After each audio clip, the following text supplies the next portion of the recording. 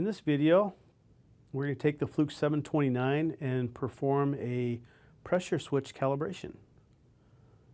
You'll see we have the Fluke 729 with the jacks connected up to the contact points of the pressure switch as well as the pressure line connected up. Start out by venting the 729 and zeroing pressure. Then we're going to go in and select tasks. Option number 2 for pressure switch will now be selected. In the setup, notice we can set the set point, which is when the switch in this case will close. So we've got that set for 10 psi. We're going to set the tolerance to 2 psi. Minimum deadband, that would be the minimum difference between the open and close. We'll set that at 0.5. Maximum deadband, let's go ahead and set that for 3.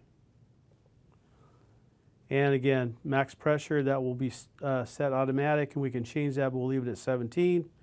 And switch type is normally open. So that's complete. We've got the test set up. Press continue, and notice we're at 0 psi, and we're going to run the auto test. Notice the set and reset, what's going to happen here. So do the auto test. It'll bring pressure up to about 3 psi, and then boost it up and at a slow rate to get that switch to close and record the set point.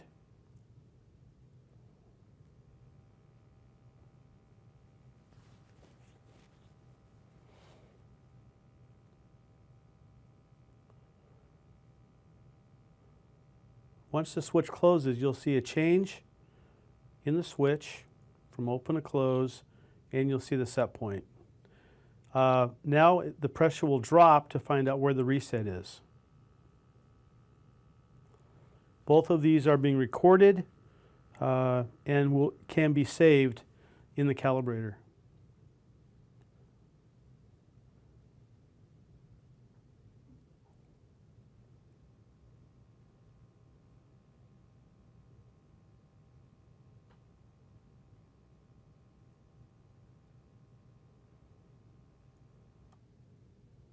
And you'll see the results. This is what gets documented. It's set at 10.5, reset about 9.5, deadband was about 1 with a 0.5 psi set point error, and that's within specifications, and it passes. So we're done. You put in the tag ID of the switch. We can just plug in a couple numbers. Serial number, again, put in some values,